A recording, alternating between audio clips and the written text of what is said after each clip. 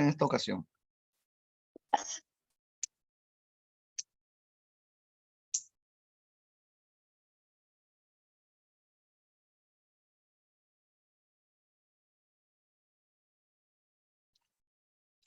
Angelina, profesor, falta romanticismo.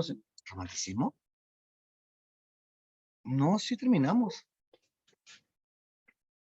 No hicimos romanticismo peruano, sí hicimos romanticismo peruano.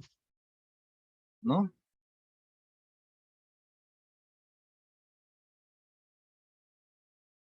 No, nos faltó romanticismo. ¿En serio, Angelina? El día de hoy toca realismo y postmodernismo. A ver, confirmen. ¿Hicimos o no hicimos romanticismo? ¿No hablamos de Ricardo Palma? Nada, nada, nada, nada de Ricardo Palma.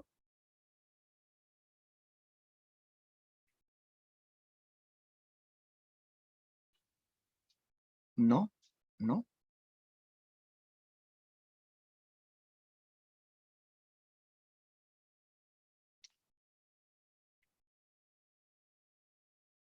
Ya. Porque respondió varias preguntas y se nos atrasó. ¿Cómo que se nos? Ah, ya, ya, ya. Separado.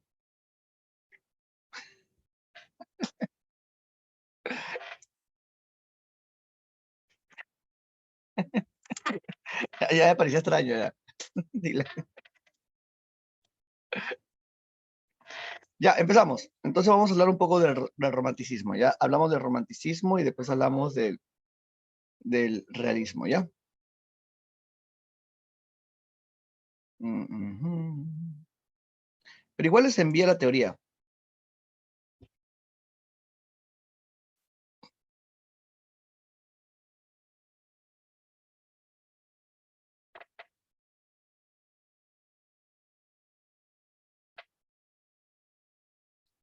Ustedes todavía falta, estamos en la semana 10, ¿no?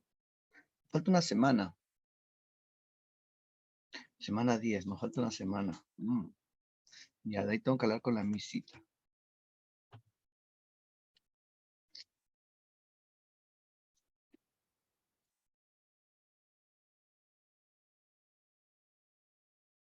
Profe, ¿se podría decir? Claro, Angelina, el costumbrero fue de muy corta duración, duró cuando unos 20, 30 años.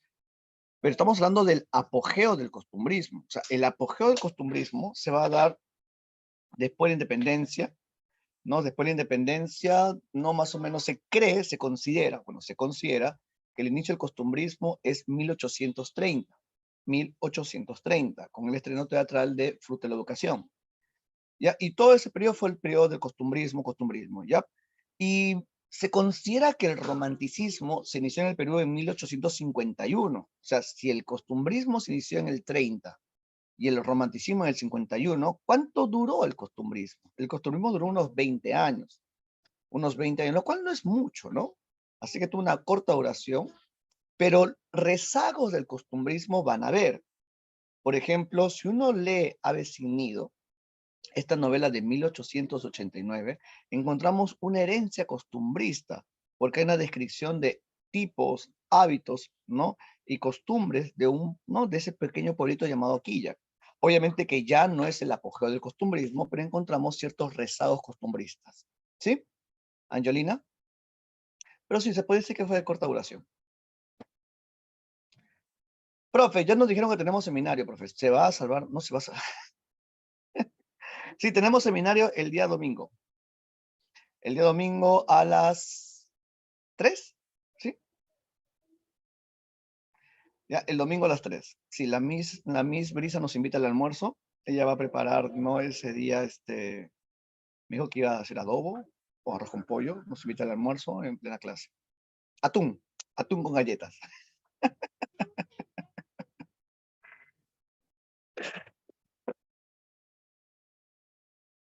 Atún. Aunque a mí me gusta el tallarín con atún. Qué rico que es el tallarín con atún. El lomo también de atún. Bueno, el saltado de atún. El lomo de atún, saltado de atún. Yo se lo cocino, profe. Ya,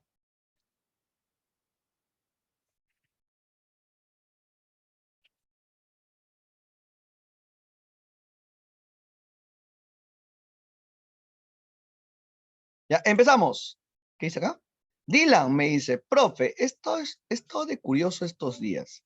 ¿Por qué eligió estudiar literatura si es que puede decirnos? A ver, ¿por qué estudié literatura? No, yo cuando terminé el colegio, yo no sabía qué hacer con mi vida. No lo sabía. Yo terminé el colegio muy mal. Sí, yo terminé el colegio con una nota bien baja. Yo no era un buen estudiante, ni nunca lo fui, ni tuve pretensiones de ser un buen estudiante. El colegio para mí fue un, un momento de diversión. En serio, yo terminé mal el colegio. Terminé muy mal. Estudié en un colegio de policías. Mi padre era policía, ¿no? Ya está jubilado ya. Él era suboficial. Y bueno, yo estudié en un colegio de policías que quedaba en el Callao, en Bipol. Yo cuando terminé el colegio, yo no sabía qué hacer. No sabía, no tenía nada claro. En serio, no tenía nada claro. Y cuando yo acabé el colegio, fue mi madre. Mi madre fue la que creyó en mí. O sea, ella vio cosas que yo no había visto. Ella me matriculó en una academia que yo no conocía, y en un distrito que nunca había pisado. Sí, allá en Lince, en la avenida Arequipa, había una academia, ¿no? De esas de renombre.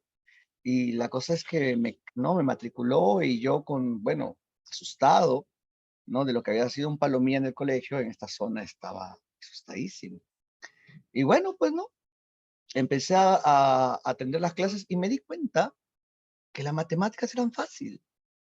Y yo, bueno, quise ser médico, en serio, porque mi padre quiso ser médico. Mi padre no siempre hablaba, ¿no? De que él quería estudiar medicina. Y yo dije, bueno, voy a ser médico y voy a cumplir el sueño de mi padre, pues, ¿no? Y a la larga me di cuenta de que no me gustaba, bueno, me di cuenta que intentaba, pero no podía, aprender biología y anatomía. No, lo que pasa es que uno a la larga no se da cuenta para qué cosas es competente y qué cosas son para ti. A pesar de que yo tenía una intención de estudiar medicina, yo no era competente en esa materia. No entendía biología y no entendía anatomía, a pesar de que me esforzaba y me esforzaba y me esforzaba y me esforzaba, pero nada, ¿no? Ahí me di cuenta que eso no era para mí, ¿no? Ahí me di cuenta que eso no era para mí. Es que es así, ¿no? Tú puedes tener ganas, pero si no puedes, si no eres hábil, si no en estas situaciones, entonces tenías que buscar algo en lo que verdaderamente eres hábil, ¿no? Ahí están los test vocacionales, ¿no? Donde el psicólogo competente, el psicólogo educativo, mide, ¿no? A través de un examen en donde puedes rendir mejor. Eh, no, o sea, yo era bueno en matemáticas, era muy bueno. A la larga me convertí en un capo en matemáticas, en serio. Yo postulé la primera y no ingresé. Postulé a la segunda y por sobrado y arrogante no ingresé. A la tercera yo ingresé, ya con humildad. ¿Cuánto saqué? No, el examen era distinto. El examen era de 120 preguntas. Ahora son 100 preguntas y era distinto el examen de ahora. No eran preguntas de eco, pero sí eran preguntas de muchísimos temas. ¿Ah? Sí, muchísimos temas había en San Marcos. Y la cosa es que yo no ingresé a la primera, yo ingresé a la tercera. Ingresé a literatura. ¿Por qué? Lo que pasa es que yo escogí literatura porque dentro de donde yo era bueno, después de un test vocacional, me di cuenta que era en la carrera de letras. Y yo quería una carrera, ¿no? Que en la cual me sintiera bien y en la cual pudiera yo destacar. Y estaba historia, lingüística, comunicación, o sea, en mi radar estaban estas carreras. Hasta que dije, no, literatura. Y ya pues ingresé yo a la tercera a los 21 años. Yo ingresé a los 21 años a la universidad. No me arrepiento, no me da vergüenza decirlo, yo me demoré bastante. Yo me demoré 3 años en ingresar a San Marcos, pero terminé la carrera. Ingresé, terminé la carrera y tengo estudios de maestría en literatura peruana e hispanoamericana. Próximo a sacar la tesis. ¿Ya? Sí. Y mis amigos me preguntan en el colegio, se quedan asombrados, ¿no? Me dicen, ¿tú, sanmarquino? ¿Tú, profesor? Y digo, sí, yo, profesor. Porque al final nuestra historia es una historia inconclusa. Nuestra historia es una historia inconclusa. Y eso es no porque nadie puede decir en qué vamos a acabar. Porque cada día es un reto. Porque cada día es no, una puesta en escena donde nosotros somos los actores principales. De ti depende nada más qué rumbo quieres que tenga tu vida. Si quieres que sea una tragedia o quieres que sea una comedia. Si quieres que sea una historia de risas o quieres que sea una historia de llanto. Ya depende de ti nada más. Depende de ti. Y con cada paso que des te vas a acercar un poco más a tus sueños. Para mí fue difícil, fue complicadísimo. ¿ya? Y eso es lo mejor de todo, ¿sabes por qué? Porque si las cosas hubieran sido fáciles, no las cuidaría tanto como lo cuido ahora. En serio, si las cosas hubieran sido fáciles, creo que no las valoraría como las valoro ahora. Así que pide que la montaña sea más alta, para que cuando llegues a la cima puedas no disfrutar de todos los beneficios de estar allí. Así que recuerda, nuestra vida es un viaje difícil, pero necesario para poder obtener la realización personal. Homero, cuando compuso la Odisea, nos dejó un gran mensaje, que la vida es un viaje difícil, pero necesario. Depende de ti si quieres quedarte en algún otro puerto o llegar a Ítaca. San Marcos es tu Ítaca. Tienes que llegar a esa tierra, abrazar a los tuyos y tomar ese lugar, ¿no?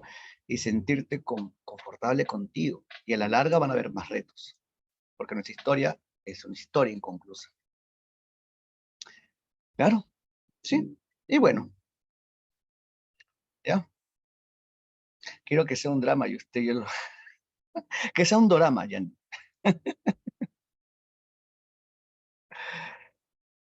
Bueno, espero que te haya ayudado un poco en la respuesta, Dylan.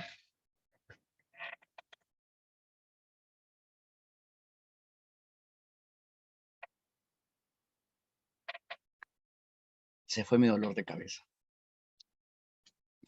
Ya, empezamos. El tema del día de hoy. Ya hablamos del romanticismo. El romanticismo, recuerda que es un movimiento que no nació en el Perú.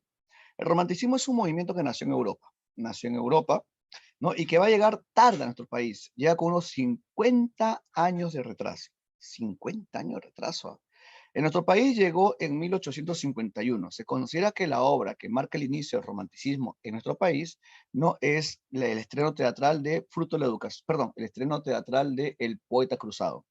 El Poeta Cruzado que le pertenece a un escritor llamado Nicolás Corpancho en 1851. La pregunta es, ¿qué pasaba en nuestro país cuando llegó el romanticismo? Se vio una época de aparente bonanza.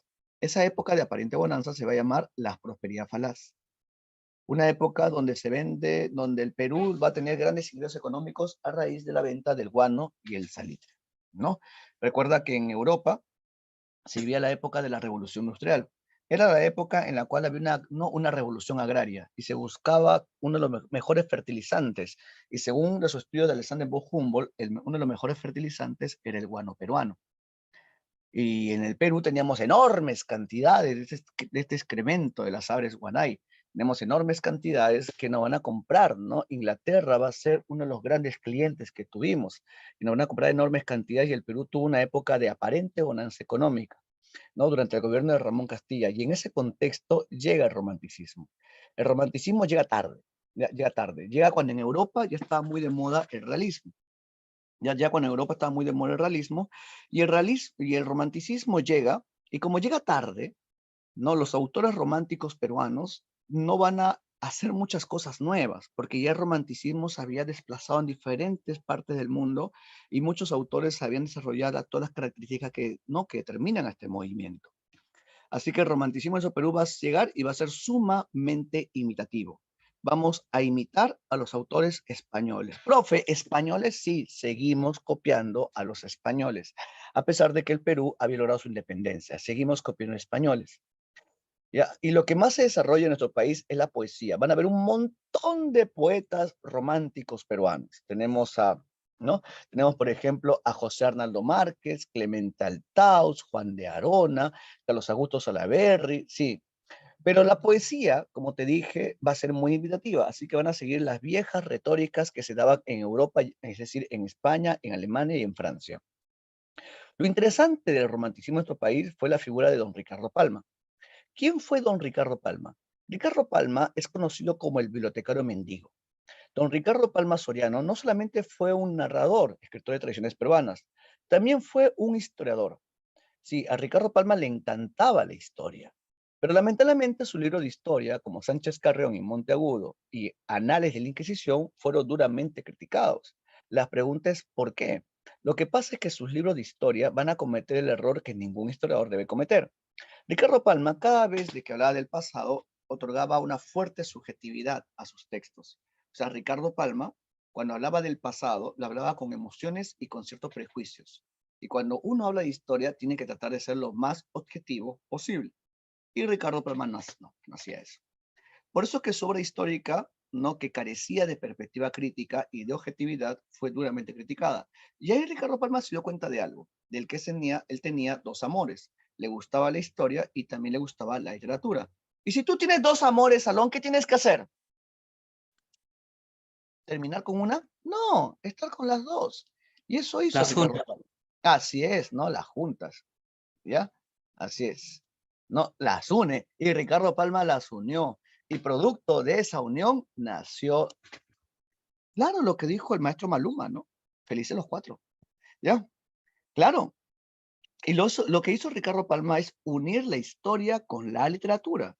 Y producto de esa unión nació la tradición. La tradición es un tipo de especie narrativa creada por Ricardo Palma. Así como hay novela, cuento, fábula, ¿no? Claro, es la tradición. Antonio, si me reclaman, diré que el profe me lo dio. Claro, así es, Antonio. Si te dicen algo, dile, no sé, te dicen, oye, Antonio, ¿por qué haces eso? Tú le dices, ¿no? Lo que pasa es que yo lo hago por todo lo que he aprendido en mi curso de literatura. Porque así como Odiseo, que estuvo con otras mujeres, porque recuerda que Odiseo estaba casado no, con Penélope, la reina de Ítaca, él estuvo con otras mujeres y no lo hizo porque quiso, sino simplemente lo hizo por las circunstancias. Cuando Odiseo estuvo con Circe, no, y se entregó su cuerpo, su alma y su corazón estaban con ella, así como yo estoy contigo. Así que si alguna vez yo estuve con otras mujeres, recuerda que mi corazón te pertenece. Y no lo hago por mí, sino lo hago por las circunstancias. Claro. Y funciona, ¿no? Funciona. Sí, pero Antonio, hay un problema, solamente sirve una vez. Sí, este hack solamente funciona una vez. Ujú, sí. Ajá, y recuerda, un gran poder trae consigo una gran responsabilidad. Úsalo prudentemente. Thank you. Sí, y no funciona con las chicas del salón. Ujú, sí, no funcionan con chicas ADC. Con las chicas de brócoli, sí. Nicola Corri. Nicola Corri dices. Ya, bueno. Ya, seguimos. Ya, y Ricardo Palma, ya va a mezclar la historia con la literatura y así nace la tradición. ¿Ya? Ricardo Palma también fue un lingüista muy preocupado. Ricardo Palma no solamente era lingüista, era un filólogo. La filología es una rama de la lingüística, ¿no? Que tiene que ver con el estudio del origen de ciertas palabras. Y Ricardo Palma fue un defensor de las palabras que se hablan en Latinoamérica, porque Ricardo Palma decía, aquí en América no se habla español, sino se habla americano. Y buscaba de que la RAE amplíe su universo lexical y que acepte ciertos términos que se usaban aquí en América. Y Ricardo Palma va a tener una relación epistolar con la RAE. Recuerda que la RAE es la institución que rige el idioma. Y Ricardo Palma no va a tener libros como papeletas lexicográficas, ¿no? Y libros como eh, neologismos y americanismos.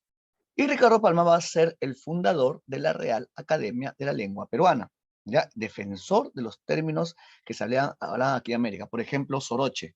Allí en Europa no sufren soroche, aquí en América sí sufrimos del soroche. Aquí en América a los desnudos le dicen calato. Y esos términos buscaba de que la RAE los incluya en el diccionario. Ya, Ricardo Palma. Ricardo Palma, cuando se dio la guerra contra Chile, porque recuerda que es una guerra que nunca debimos haber peleado, Ricardo Palma, cuando Lima fue tomada, no, Ricardo Palma va a ser nombrado por el presidente Iglesias como director de nuestra saqueada Biblioteca Nacional. Cuando acaba la guerra, Ricardo Palma busca reconstruir nuestra biblioteca y por ese trabajo de reconstrucción, donde él iba por diferentes lugares pidiendo donaciones de libros, él va a ser llamado el bibliotecario mendigo. El bibliotecario mendigo. Obras. Recuerda que tiene obras históricas, ¿no? Como Análisis de la Inquisición, Sánchez Carrillo Monteagudo, obras lingüísticas como Papeletas psicográficas, obras dramáticas como Rodil y la obra de teatro que hizo con Manuel Asensio Segura, que es El Santo de Panchita. Tiene obras poéticas y lo que nos interesa son sus tradiciones. ¿Qué es una tradición? Aquí Yandy nos ayuda con esto. Yandy, por favor, lee esta parte de acá.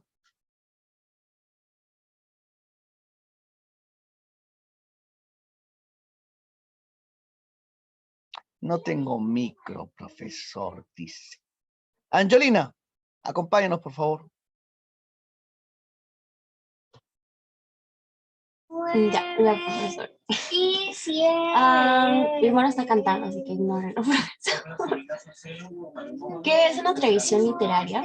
La tradición es una especie narrativa que combina rasgos de la leyenda romántica y el cuadro costumbrista. Su estilo, su estilo es natural, sencillo, fácil, muchas veces campechano, a veces liberal e irreverente, de frase picona y sensual. A veces roza el libertinaje y es sutil, y también agudo en su drama y su ironía, en donde siempre guarda una enseñanza o moraleja.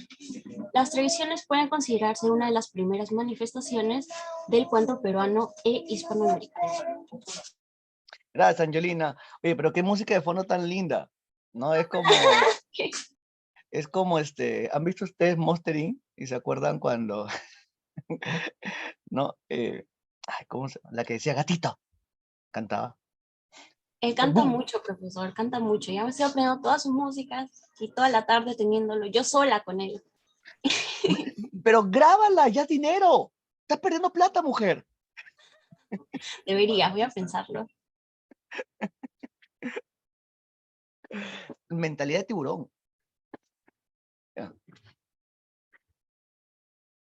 Antonio dice, Yandy tiene micrófono. Sí, Antonio, por 2. Así es, por 2. Lo que tú dices, por 2. Pero así son, pues.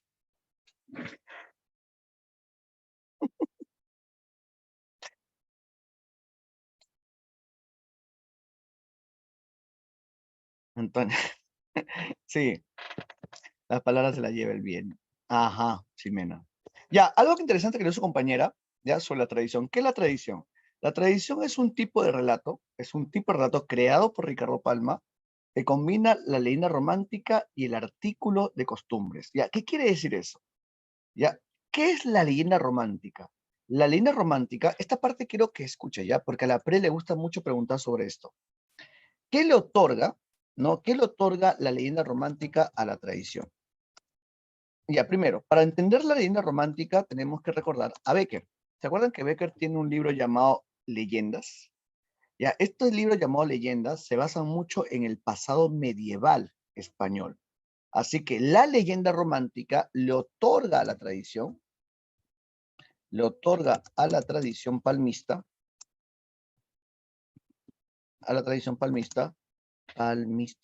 su vinculación con el pasado, ¿ya? Con el pasado, ¿sí? Eso es lo que le trae la leyenda romántica, ¿ya? Y cuando digo cuadro, cuando su compañera leyó el cuadro de costumbres, ¿qué es el cuadro de costumbres? ¿Se acuerdan ustedes la semana pasada que hablamos del niño Goyito? Que en verdad no se llamaba Niño Goyito, sino que era un viaje, ese artículo de costumbres de Felipe Pardo y Aliaga, que apareció publicado, ¿no? En su obra, en su periódico El espejo de mi tierra. Ya, el cuadro de costumbres le otorga a la tradición, lo voy a poner en el chat, le otorga a la tradición palmista su arraigo con la realidad nacional, ¿sí? Ya, por favor, a la PRE le gusta preguntar mucho, ¿no? Sobre esto. ¿Qué le otorga el cuadro de costumbres a la tradición? ¿Qué le otorga la leyenda romántica? Y si la PRE lo pregunta, puede ser que rebote al examen de admisión, ¿sí? Al examen de admisión. Así que esos datos apúntalo, ¿ya? La tradición, en palabras sencillas, es una mezcla de historia más literatura. Pero si queremos ser un poco más académicos, decimos que la tradición es una mezcla, ¿no? Que combina rasgos de la leyenda romántica, que lo vincula con el pasado, y el cuadro de costumbres que lo arraiga con la tradición nacional, ¿sí? Cuando uno lee una tradición de Ricardo Palma, como leyó su compañera, encontramos que el lenguaje es sencillo. Encontramos oralidad, donde hay frases y giros criollos. Encontramos ironía, sarcasmo, con cierta mirada picarona, ¿no? La frase picona, sensual, ¿no? Y Ricardo Palma, que se basa mucho en el pasado, porque recuerda, Ricardo Palma tiene como materia prima el pasado nacional, ¿ya? Pero no cometas el error de creer de que Ricardo Palma te cuenta la historia tal cual es. No. Lo que hace Ricardo Palma con la historia es lo mismo que tu ex hizo contigo en el pasado. Jugar. Así es, Ricardo Palma juega con la historia. Juega con la historia. Se vacila con la historia. Vamos a encontrar un montón de personajes históricos en la obra de Ricardo Palma. Encontramos a Atahualpa, Pizarro, Santa Rosa de Lima. Encontramos ¿no? Encontramos a Ramón Castilla, al Prentice Laverry, ¿no? A Bolívar, a Sucre. Pero no le creas a Ricardo Palma, porque él simplemente juega con la historia. Y algo más, cuando uno lee una tradición de Ricardo Palma, no te va a contar los grandes hechos del pasado, sino simplemente te cuenta, no, cuestiones anecdóticas, los que no son corroborados. Y lo cuenta con mucha gracia, ironía y en algunos casos da un tipo de moraleja. Así es, Marcos. Y esto se ve más que todo en las partes de una tradición. ¿Cuántas tradiciones hizo Ricardo Palma? Hizo 455 tradiciones. En algunos libros dice 452, pero para San Marcos son 455 tradiciones. ¿Ya? 455 tradiciones. Y como te dije, ¿no? Ricardo Palma se basa mucho en el pasado.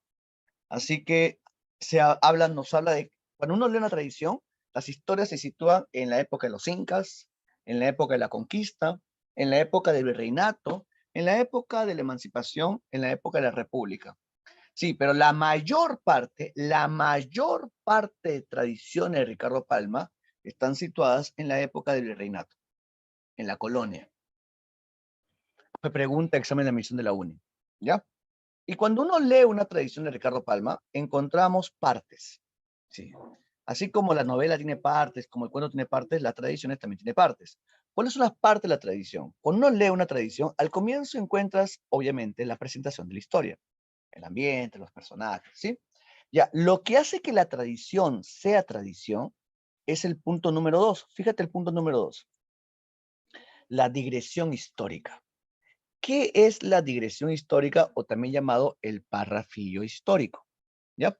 El parrafillo histórico es cuando tú estás leyendo tradición vas a encontrar datos precisos, encuentras lugares, años, ¿no? Personajes históricos, y cuando uno lee una tradición uno cree que lo que está leyendo es cierto, porque me da datos y fechas, pero eso simplemente sirve ¿para qué? Para otorgarle verosimilitud al relato, como menciona Marco.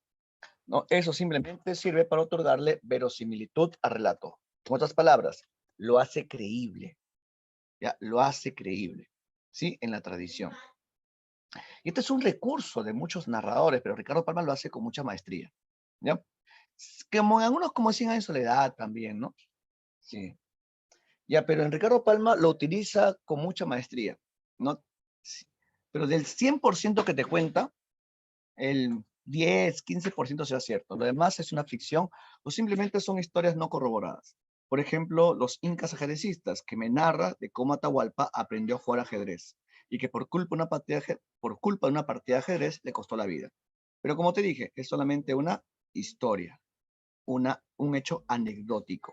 No es un gran hito de la historia nacional. ¿Ya? Y la tradición termina con el desarrollo de la anécdota, donde vas a encontrar dichos, frases, ¿no? Y al final encontramos un tipo de especie moral. No en todas, ¿eh?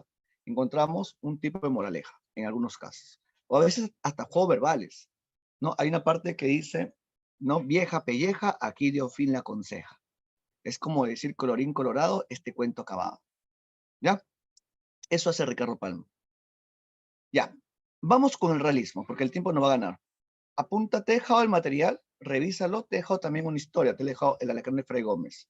Y cuando leas el Alacrán de Fray Gómez, fíjate en las partes y quiero que busques dónde se encuentra la dirección histórica. En qué parte de la historia del Alacrán de Fray Gómez, que está en el material, está la dirección histórica. ¿Ya? O mejor, yo lo pongo. Ya, yo lo veo, yo lo veo. Ya, acá está el Alacrán de Fray Gómez. Así empieza, ¿no? Empieza con un juego verbal. Principia, principiando, principiar quiero para ver si principiando y principiar puedo. No, fíjate, está como, ¿no? Como una invitación a la lectura, ¿no? Ya.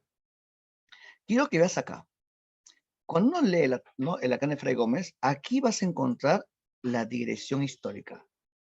Mira lo que es subrayado. El narrador dice que en la puerta de un templo encontramos una pintura y que abajito de la pintura dice lo siguiente. El venerable Fray Gómez nació en Extremadura, 1560, vistió el hábito de Chuquisaca en 1580, vino a Lima en 1581, enfermero fue 40 años, ejercitando todas las virtudes, dotado de favores y dones celestiales. Fue su vida un continuo milagro. Falleció el 2 de mayo de 1631, con fama de santidad.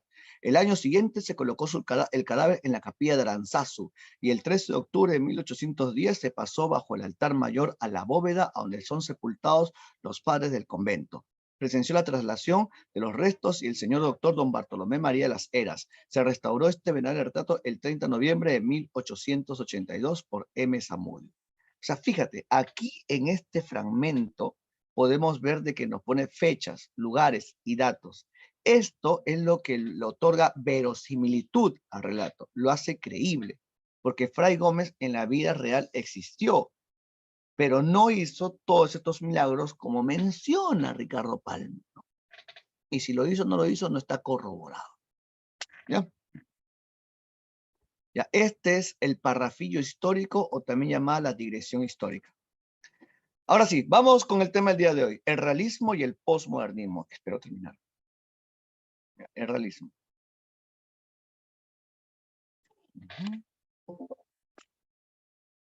Cierro acá.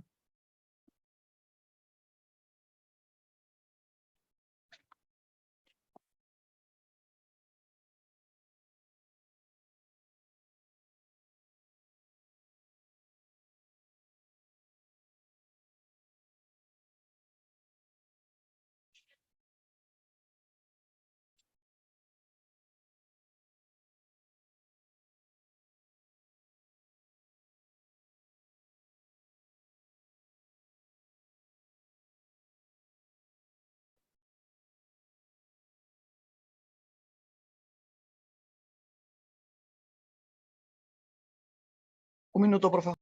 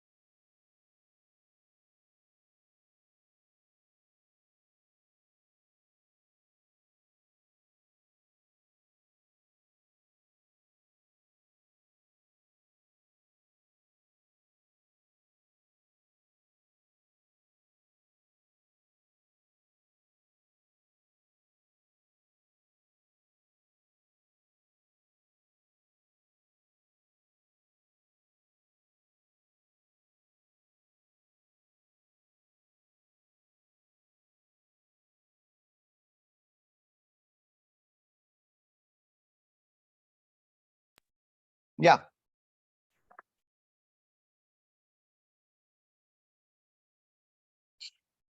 Profe, ¿la moraleja de Palma se relaciona con el neoclasismo? Sí. Ricardo Palma es un depositario de influencias. ¿Ya? Influencia romántica, influencia costumbrista, influencia neoclásica. Así que ese afán de aleccionar, o sea, de dar una enseñanza, no, es una influencia neoclásica también. Sí, podría decirte que sí, Marcos. Muy bien. Profesor, una Dime, consulta. ¿El realismo fue un movimiento totalizador como el romanticismo? ¿a qué te refieres con totalizador? Porque, bueno, me acordé por el uso de mayúsculas. Ahí dice realismo peruano y sale, pues, no, que neoclasicismo, romanticismo escriben con mayúscula porque son movimientos totalizadores. Pero no sé si este realismo también se debería escribir con mayúscula por ser un movimiento totalizador. Ah, ya, ya. Estás hablando de la regla de las mayúsculas que da la RAE. Sí, sí, sí. Ya, te explico eso. Ya, el uso de mayúsculas y minúsculas que nos da la RAE sobre los movimientos literarios nos dicen que si un movimiento no es totalizador, como menciona, quiere decir de que abarca muchas manifestaciones y que va a tener una presencia muy notoria tanto en literatura, pintura, arquitectura y más. Y sí, el realismo fue un movimiento literario totalizador porque abarca no solamente el arte literario, sino que también se va a ver en lo que es pintura realista. Por eso es que el realismo se escribe en mayúsculas. ¿Sabes cuál no se escribe en mayúsculas? Es el vanguardismo. El vanguardismo se escribe en minúsculas. ¿Por qué en minúsculas? Porque el vanguardismo no es un movimiento, no es un gran movimiento literario como no fue el realismo, el romanticismo, sino que el vanguardismo es un conjunto de movimientos artísticos que se van a dar en Europa. Porque recuerda que el vanguardismo es la suma del surrealismo, dadaísmo, expresionismo, existencialismo y más. Por eso que vanguardismo se pone en minúsculas, que es una regla muy extraña lo de la RAE, ¿ya? No me gusta mucho esa regla, pero bueno, si está ahí, hay que difundirla nada más. Ya, profe, gracias. Ya. Peruano en minúscula por gentilicio. Sí, peruano en minúscula. Sí. Si vas a poner en tu cuaderno realismo en mayúscula, la primera, y lo que sigue, ¿no? En minúsculas. Profesor, ¿y indigenismo tampoco? Porque el Indigenismos, indigenismo fue en varias, en pintura, no, sí va en escultura. mayúsculas, indigenismo. ¿Sí? Ah, ya, bacán, bacán, bacán. Pero eso su profe de lenguaje no les ha explicado. Él sabe mucho más de eso que yo. El gran maestro Linares, ¿no?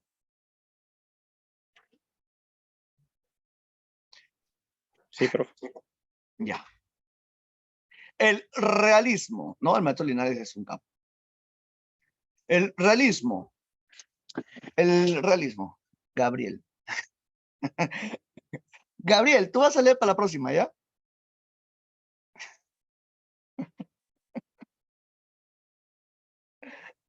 Ya. Ya, el realismo. El realismo, recuerda que no nació en el Perú. Ya, el realismo no nació en el Perú, el realismo nació en Francia, en Europa. ¿No? El realismo se va a dar con mucha fuerza en la segunda mitad del siglo XIX, debido a estos cambios económicos, políticos, sociales que se van a dar. ¿Te acuerdas que en la época del realismo es el desarrollo de la segunda revolución industrial, donde trae consigo, ¿no?, un avance tecnológico, ¿no?, en muchas manifestaciones, siendo la electricidad lo más desarrollado en este periodo? Es también el advenimiento de una nueva clase social que es la clase obrera, y el realismo lo que busca, influenciado por el positivismo y por las reformas que hay en esa época, como las ideas radicales y el marxismo, porque recuerda que en 1848 aparece el manifiesto comunista escrito por Carlos Marx, o sea, el marxismo. Y en 1867 aparece el Capital, también de Carlos Marx, en colaboración con, ¿no?, Friedrich Engels. Bueno, en ese contexto de preocupaciones sociales, eso lleva a que la literatura se inclinará más que todo por temas sociales. Y en Europa aparece la novela realista, el realismo que más que todo se proyecta en lo que es la prosa, novela, ensayo, cuento. ¿Ya? El realismo. Y el realismo en Europa, más que todo en Francia, termina criticando a la burguesía, porque es la burguesía la que se ha sentado con un poder económico, político y social, la burguesía. ¿Ya? Y la novela francesa es una novela burguesa que describe, ¿no?, y critica a esta burguesía que impone ciertos valores que no los cumple, como las novelas como Madame Bovary, como Papá Goriot, Eugenia Grandet, La piel de Zapa, Los Chuan y muchas más. ¿Ya? En nuestro país el realismo es distinto. ¿Por qué? Porque el realismo, uno, llega hasta nuestro país y llega después de un conflicto que nos golpea y hasta ahorita tenemos la herida abierta. ¿Cuál es? La guerra contra Chile. El realismo llega después de la guerra contra Chile y el realismo lo que busca es entender por qué perdimos la guerra, señalar a los culpables de esa derrota y buscar una reforma del país. Y esta reforma se logra con un fuerte nacionalismo, un nacionalismo muy agresivo, ¿no?, que se puede ver en la obra de González Prada, y también en una creencia en los jóvenes. Jóvenes, madrugad a la vida. Ninguna generación recibirá herencia más triste. Vuestros antepasados bebieron el vino generoso y nos dejaron las heces. Siendo superiores a vuestros padres, firmar el bochornoso epitafio de una generación que desciende, manchada por la guerra civil de medio siglo y por la mutilación de nuestro territorio nacional. Y eso lo dice González Prada. González Prada quería mucho a los jóvenes. González Prada consideraba de que un cambio generacional iba a traer una renovación ideológica. González Prada. Sí, González Prada en un comienzo fue un hombre de un pensamiento muy radical, pero con el paso del tiempo se va a convertir en uno de los difusores del anarquismo. Tiene un libro llamado así, Anarquía, que se publicó después de su muerte. Ya, Manuel González Prada. Y hoy vamos a hablar, y también tenemos la novela, en este periodo también hay preocupaciones por el desplazado. ¿Y quién era el desplazado, el oprimido, el subyugado? El indio. Así que las preocupaciones no, por la problemática del país se van a proyectar en la situación del indio. Por eso que tenemos, no, en González Prada tenemos que la solución para el problema del indio era la educación. Para González Prada, la solución al problema del indio es la educación. Y lo dice en el discurso en el Politeama. A ustedes, maestros de escuela, le toca galvanizar a una raza adormecida por los siglos. Enseñarle a leer y a escribir y veréis si un cuarto de siglo se levanta o no la grandeza de su pueblo. González Prada. Y en ese mismo, no, y eso lo lee, bueno, ese discurso se lee el 28 de julio de 1888. Al año siguiente, en 1889, el mismo año que se firma el contrato Grace, Clorinda Mato de Turner saca su novela Ave sin nido. Una novela muy polémica, recontra polémica, donde Clorinda Mato de Turner también habla de la situación del indio y denuncia los abusos por parte de los notables del pueblo de Quilla. ¿Quiénes son los notables? Las autoridades civiles. Hablamos del cura y hablamos también de, no, el cura y el gobernador, que abusaban en contra de los indios. Sí, y esta novela, a veces termina siendo muy polémica, que te voy a contar un ratito por qué. ¿Ya? Y en este contexto se desarrolló el realismo. Y aquí nos ayuda la lectura. Gabriel, acompáñanos por favor en esta lectura.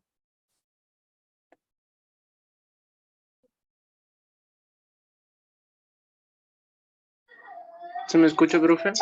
¿Cómo estás, Gabriel? Muy bien. Bien, profe. Bueno, el realismo en el Perú. Contexto histórico. Es una corriente literaria que se inició en Francia a mediados del siglo XIX como una reacción contra el romanticismo. En el Perú se desarrolló en las últimas décadas del siglo XIX. Se consolida la burguesía como clase dominante. Lucha de clases obreras por la calidad de vida. En el Perú se desata la guerra con Chile, 1879 a 1883. Se firma el contrato Grace, 1889. Gracias, Gabriel. Excelente. Ya, Salón, una pregunta. ¿En qué consistía el contrato Grace? ¿Alguien sabe? ¿En qué consistía? Ya por ahí va Liz, por ahí va. ¿Qué más? ¿Qué más? ¿Qué más? Ahonda en esa idea. Muchas cosas. Claro, el contrato Grace fue para pagar la deuda externa, pero ¿en qué consistía? Claro, así es, Mica, muy bien. No, el Perú estaba completamente endeudado, en serio, estaba ahogado en deudas. Iban a llevarse nuestras exportaciones. Ya, ya. ¿Y qué hizo el Perú para evitar todo eso? Porque teníamos una deuda impagable. Sí, fue terrible lo que pasó después de la guerra contra Chile. Claro, así es, Yandy, muy bien, por fin. ¿No? Así es, Yandy, muy bien. Gracias, señor Google. Ya, gracias. El contrato Grace, ¿no? Era entregarle a la casa inglesa Grace, ¿no? 66 años nuestros ferrocarriles, que en verdad fueron más. Por 66 años, ¿no? Entregarle nuestras vías férreas y nuestros ferrocarriles.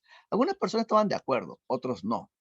Consideraban de que era un exceso. Otros decían de que sí, que era necesario porque nuestras vías férreas y nuestros ferrocarriles estaban en una situación de, ¿no? obsoleta. Después la libre navegación por el lago Titicaca y entregarle unas 3 toneladas de guano, ¿no? Que al final creo que se convirtieron en 2, si no me equivoco. Sí, el Perú no va a ceder ante esta presión internacional y va a tener que firmar el contrato Grace. Ese mismo año, recuerda que se escribe la famosa novela, bueno, se publica la famosa novela Ave sin nido, ¿no? Y que va a llevar también a la debacle a Andrés Avelino Cáceres, porque te acuerdas que en 1894 se va a dar la famosa rebelión cívico-democrática. ¿Quiénes se mechan? Los peronistas con los caceristas. Y sabes, la prensa, después de la guerra contra Chile, la prensa internacional decía, ¿qué le pasa a los peruanos, maldita sea? ¿Qué le pasa a los peruanos? Porque se suponía que cuando acabó la guerra, y el Perú terminó mal, teníamos que juntarnos todos y buscar un objetivo común, ¿no? Salir de esta crisis. Pero no fue así. Cuando acabó la guerra, entre nosotros nos peleábamos.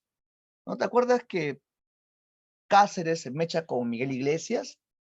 ¿No? Y después, ¿no? Viene Morales Bermúdez, que viene a ser simplemente una proyección de la política de Cáceres, ¿no? Y después, ¿no? Entra Cáceres cuando muere Morales Bermúdez y se mecha con Pierola, y Lima amaneció con más de 1.000 cuerpos muertos en marzo de 1894, más de 1.000 cuerpos muertos insepultos, descomponiéndose al calor del verano limeño. Imagínate, teníamos el peligro de una epidemia. Por eso es que Cáceres tuvo que aceptar la derrota, ¿no? Y Pierola llegó y empezó lo que es el segundo, ¿no? En la República Aristocrática, el segundo civilismo, si es que no me equivoco. No, ya. En esa época, después de la guerra contra Chile, recuerda que es la época de la reconstrucción nacional, o también llamado, como menciona Yandy, el segundo militarismo. La reconstrucción nacional o el segundo militarismo. En ese contexto llega el realismo. Y el realismo se opone a este romanticismo decadente. El realismo tiene un pensamiento nacionalista y sumamente renovador, porque recuerda que tenían mucho entusiasmo en los jóvenes. González Prada creía mucho en los jóvenes. Niños, ser hombres, madrugad a la vida. 1888. ¿Y adivina qué? ¿Adivina qué? Cuando se leyó el discurso del Politeama en 1888, ese mismo año nacía Abraham Valelomar en Ica, en 1888. Y ese mismo año, ¿no? Nacía Abraham Valelomar, que con el paso del tiempo se va a convertir en líder de una generación, la famosa generación colónida, que González Prada sintió profunda admiración. González Prada estaba viejito, tenía más de 70 años cuando conoció a los colónidas.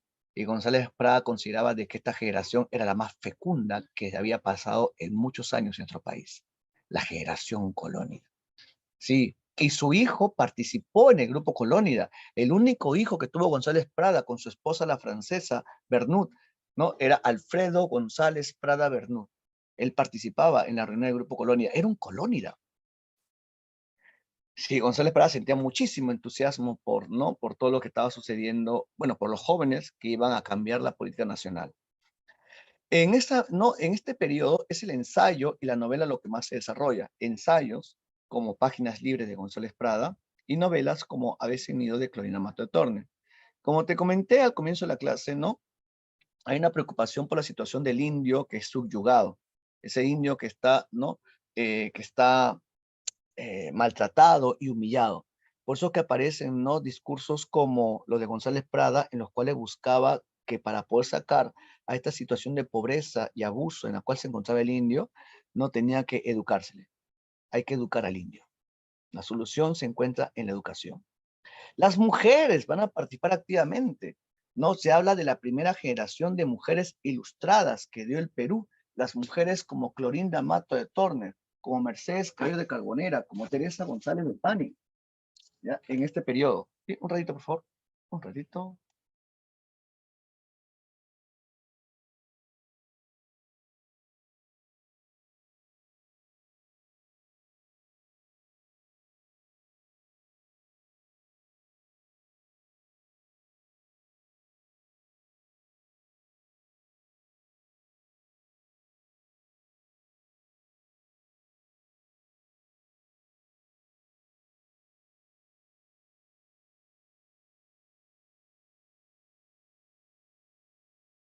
Ya.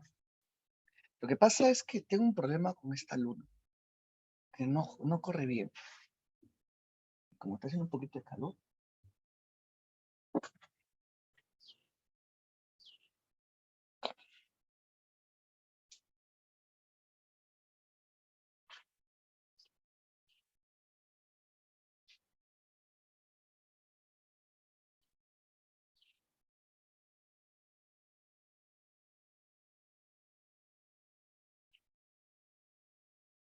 Ya.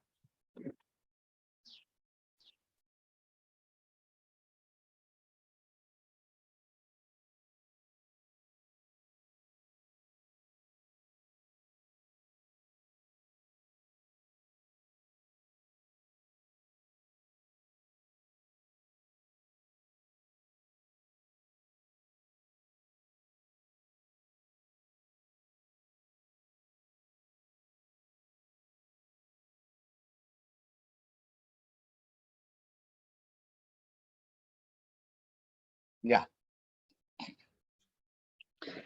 Como te comentaba, ¿no? La primera generación de mujeres ilustradas que aparecieron en el Perú. Clorinda Mato de Torres, Mercedes Cabello de Carbonera, Teresa González de Fani y muchas más. Clorinda Mato de Turner, esta mujer, ídola de ídolas, sacó una novela que causó mucha polémica en 1889.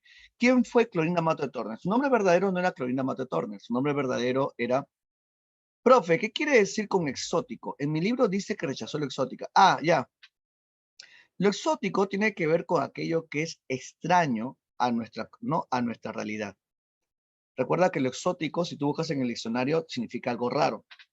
¿Ya? ¿Y por qué es raro? Porque no es cotidiano, porque no pertenece a nuestro entorno.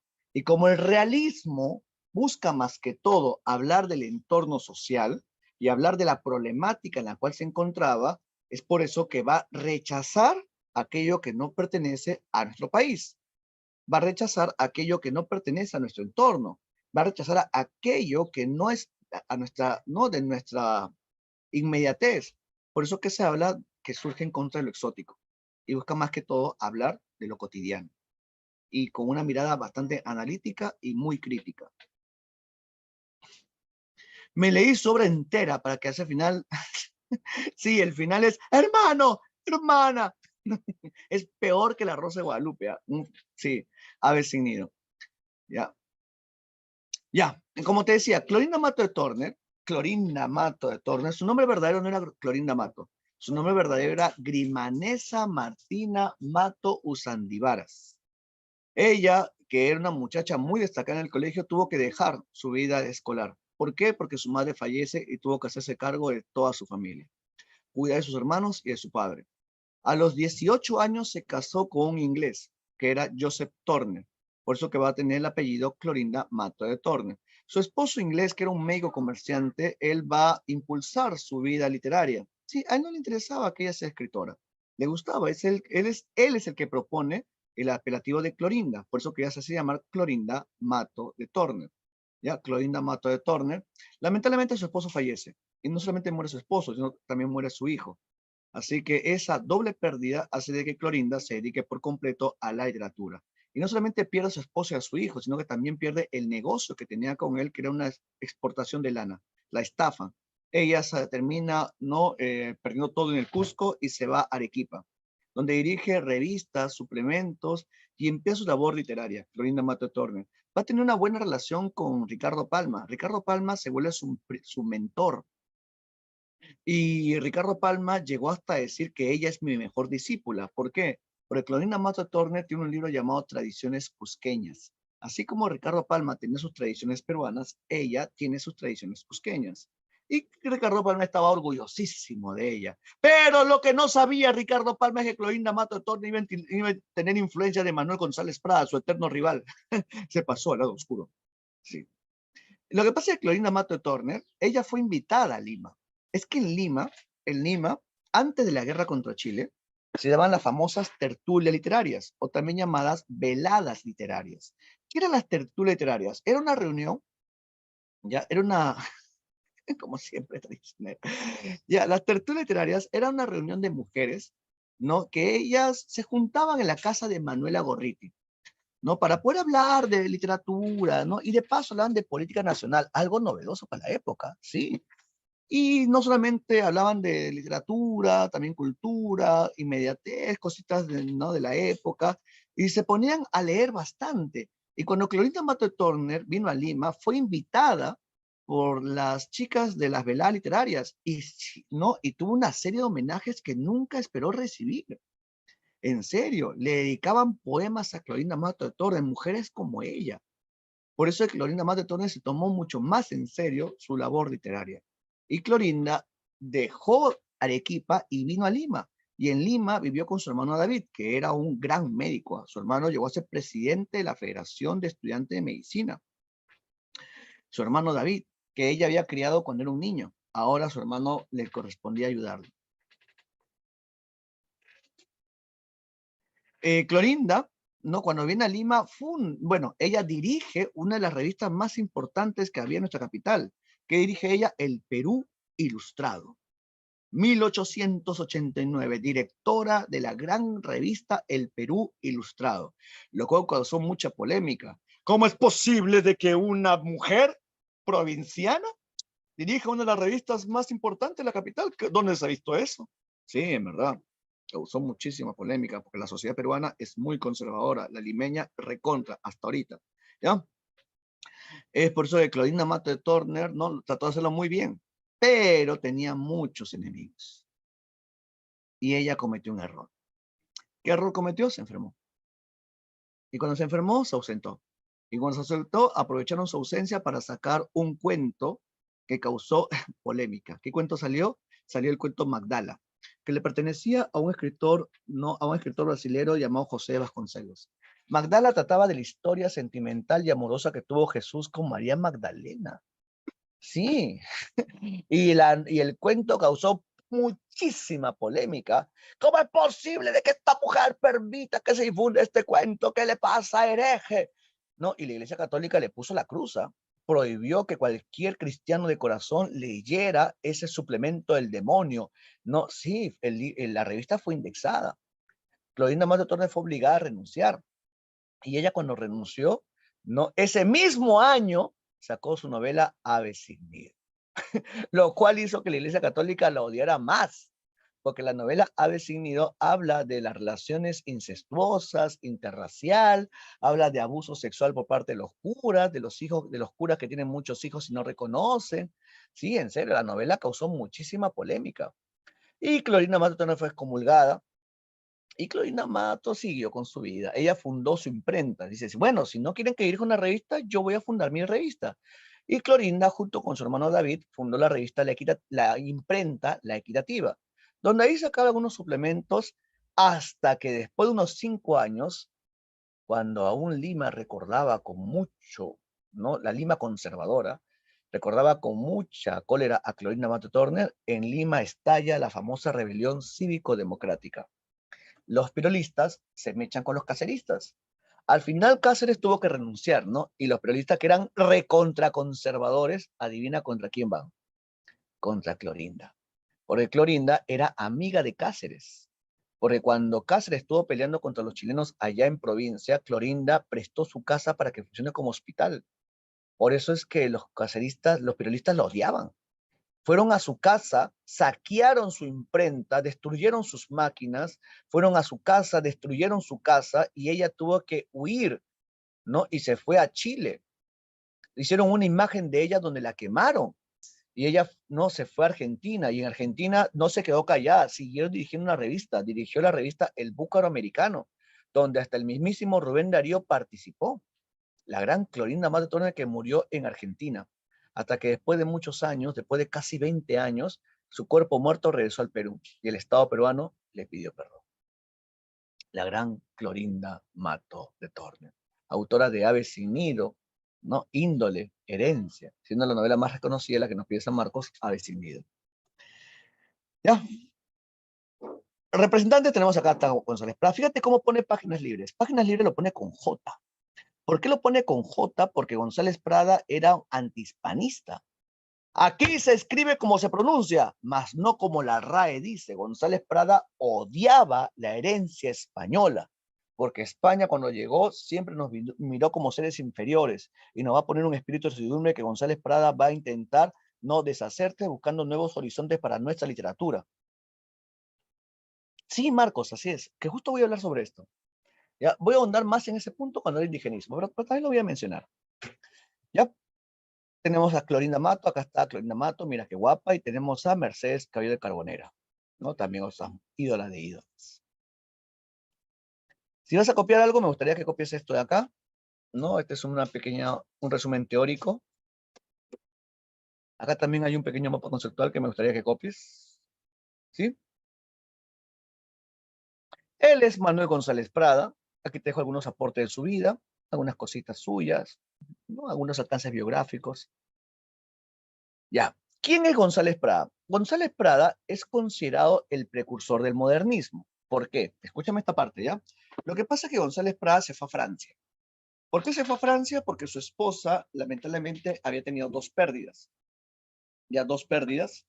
Y González Prada, ¿no? Que creía mucho en las ciencias, porque él es considerado precursor del positivismo, ¿no? Se van a recibir un tratamiento experimental. Y su esposa, ¿no? Francesa, se va, ¿no? A Europa, y su esposa queda embarazada. Sí, va a dar a luz al único hijo de esta pareja, ¿no? Alfredo González Prada Bernut. Y González Prada, estando en Francia, se vincula con las corrientes ideológicas de la época. Y allí González Prada conoce el anarquismo, ¿no? Y empieza a, ¿no? a leer a los autores anarquistas y va a ser uno de los primeros difusores del anarquismo en el Perú y Latinoamérica. Por eso que González Prada también es precursor del anarquismo. Y cuando estaba ya en Europa, en Francia, se puso a leer la poesía francesa, porque González Prada también era poeta. Se puso a leer la poesía francesa y le gustó tanto que González Prada va a asimilar esa forma de hacer poesía de los franceses y él hace su propia versión. Sí, ¿qué estrofas va a tomar? El rondel y el triolet. El rondel y triolet es un tipo de estrofa muy típica de Francia. Lo que hace González Prada es seguir ese esquema como si fuera una plantilla. González Prada lo toma y hace su propio rondel. Por ese afán de renovación de la poesía, a González Prada se le considera precursor del modernismo, porque va a buscar nuevas fuentes de inspiración, porque tiene una mirada cosmopolita. Recuerda, el cosmopolitismo es una de las características del modernismo. González Prada también es precursor del indigenismo, porque en su obra encontramos preocupaciones por la situación del indio. Ya, y como menciona Marcos, González Prada y Clorinda Mato Turner, los dos van a tener preocupaciones por la situación del indio. Pero ¿cuál es el problema de estos autores? Es que su visión con respecto al tema del indio es una visión paternalista, paternalista, que ven al indio como si fuera un ser inferior, que necesita ser educado o necesita ser protegido. Sí.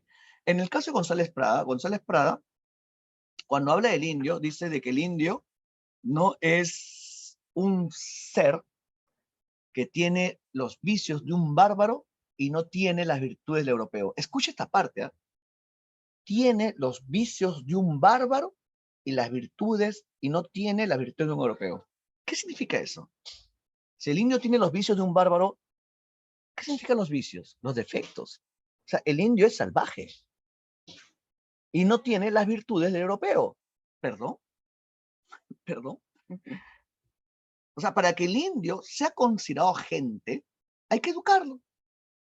Hay que educarlo. Eso dice González Prada. Por eso es que González Prada ve al indio de arriba hacia abajo. O sea, no lo ve como si fuera de manera horizontal, sino que hay jerarquías puestas en su mirada y la única forma de poder hacer de que el indio se reivindique es educándolo. O sea, en ningún momento dice hay que conocer la cultura andina, hay que conocer sus costumbres, sus hábitos y a partir de allí buscar unos caminos que puedan hacer de que, no, de que la cultura de los Andes no pueda no reivindicarse, no, González Prada no, vicios de un bárbaro. ¿No?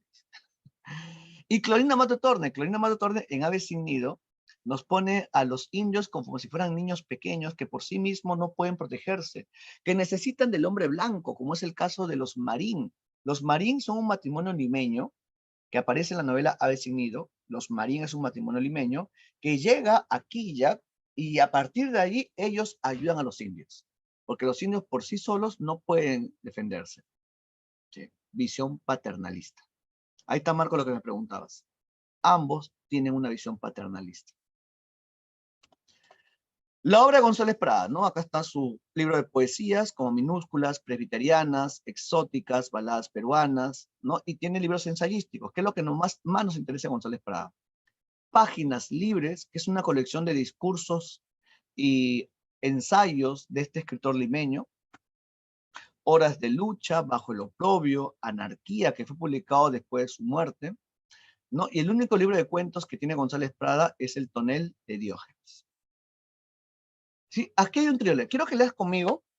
Ya, este es un triolet, ¿ya? Quiero que leas conmigo y tú solito te des cuenta que es un triolet, ¿ya? Solo te vas a dar cuenta que es un triolet. A ver, leo.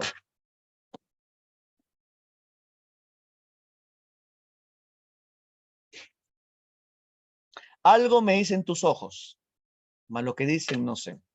Entre misterios y sonrojos, algo me dicen tus ojos. Vibran desdenes y enojos o hablan de amor y de fe. Algo me dicen tus ojos, mas lo que dicen no sé. De nuevo, otro. Para verme con los muertos, yo no voy al camposanto. Busco plazas, no desiertos, para verme con los muertos. Corazones alta yertos, almas que hieren tanto. Para verme con los muertos, yo no voy al camposanto. Otro triolet.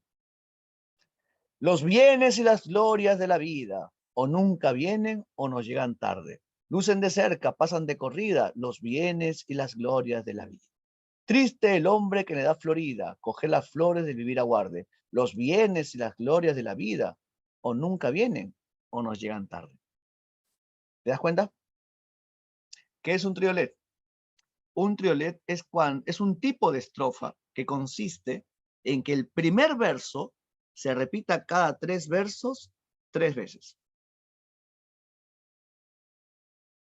¿Sí? ¿Por qué crees que se llama triolet? Tri, tri, tri, tri, tri. 3, 3, 3, 3, 3. El primer verso se repite cada 3 versos y esa repetición es por 3 veces. Algo me dicen tus ojos. 1, 2, 3. Algo me dicen tus ojos. 1, 2, 3. Algo me dicen tus ojos. ¿Y cuántas veces se repite? 1, 2, 3. Profe, ¿cómo son los polirritmos? ¿Es en serio, Mica? Polirritmo. Pero eso lo vamos a ver cuando hablemos de la vanguardia. Esa es vanguardia. Hoy todavía estamos en una métrica regular, ¿no? ¿Y dónde has escuchado esto de polirritmo? ¿Es que en el libro de la presta sí? ¿Sí? ¿En qué parte está?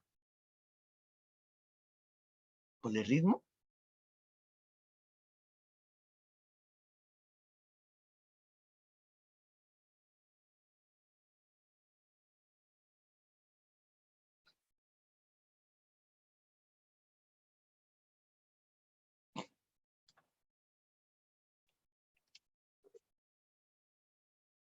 Es que en González Prada, ¿no? Hay polirritmo.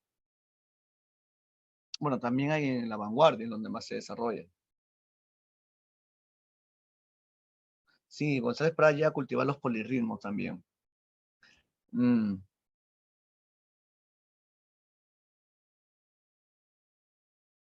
que pasa es que el polirritmo,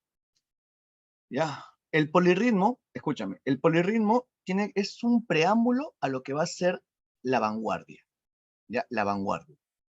Tiene que ver con la construcción de poesía donde la rima no es necesaria, pero los ritmos son distintos entre sí. O sea, vas a encontrar, a ver, primero, tienes que diferenciar qué es el ritmo, la rima del ritmo.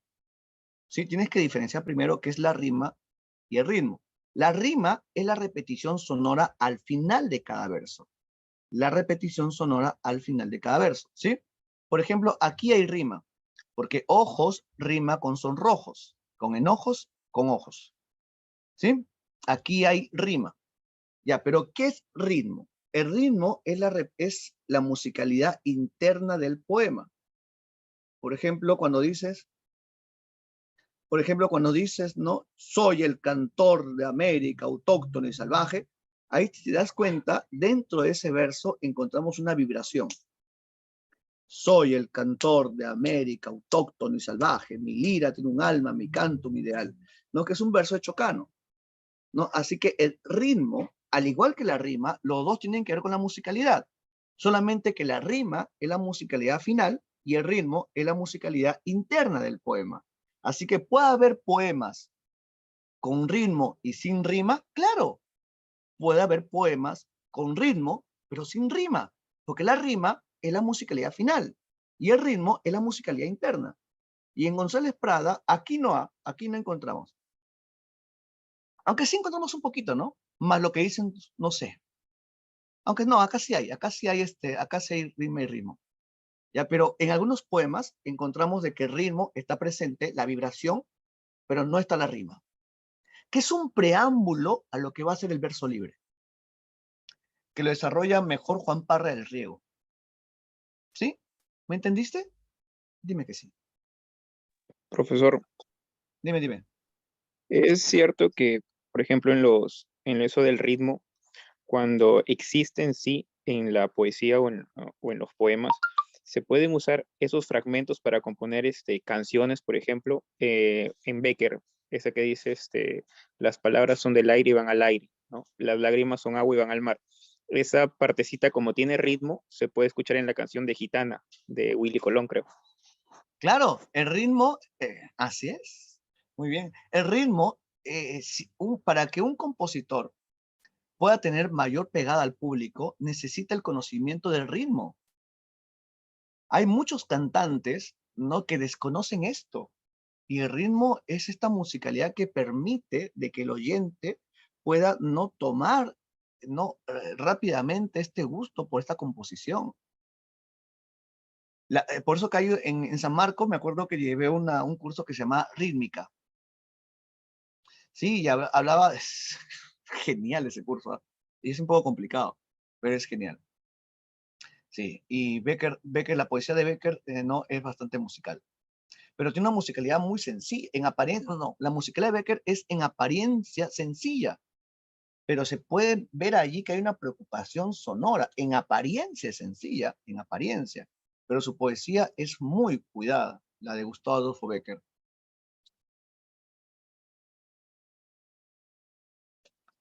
El ritmo. Ya, seguimos. Profe, González Prada mencionó que el indio está por la servidumbre de años atrás. Clorinda también pensaba lo mismo. Sobre el... González Prada mencionó que el indio está así por la servidumbre de años atrás. Clorinda también pensaba. Clorinda, ¿sabes lo que pensaba Clorinda? Clorinda pensaba que la situación del indio se debía a las autoridades civiles. Clorinda Mata Turner desarrolla lo que González Prada ya había teorizado. Hay una parte del discurso del Politeama que menciona de que la trinidad embrutecedora del indio es el cura, el juez de paz y el gobernador. O sea, la situación de embrutecimiento del indio se debe a estas autoridades que en vez de cumplir su labor a favor de la ley, no están utilizando su labor de forma egoísta solamente para intereses personales. Y González Prada lo menciona, ¿no? La trilogía embrutecedora del indio, el gobernador, el cura y el juez de paz. Y eso González Prada lo leyó en 1888. Al año siguiente, en 1889, encontramos que en Quillac, los que subyugan al indio, los que oprimen al indio, es el cura, Pascual Vargas, y el gobernador, Sebastián Pancorbo. Así que Clorinda Mata Turner está desarrollando, ¿no?, la tesis de González Prada. Sí, que hay una proyección de sus ideas, sí. Y también, Denise, porque ella se va a convertir en una depositaria también de la ideología de González Prada. Ya, seguimos. Profe, Clorinda, educación más protección. Prada, solo educación. No, y también protección, pues. ¿Por qué no te acuerdas que dice a ustedes, maestros de escuela? Toca galvanizar a una raza adormecida por los siglos. Está pidiendo a los maestros que pertenecen al Estado educar al indio. Dentro de una política estatal, educar al indio. Los dos.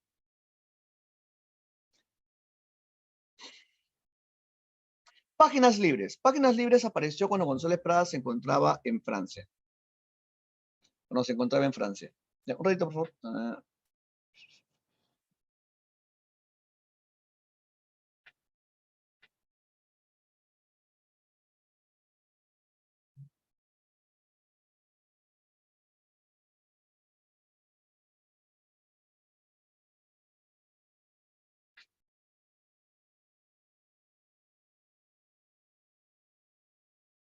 Ya.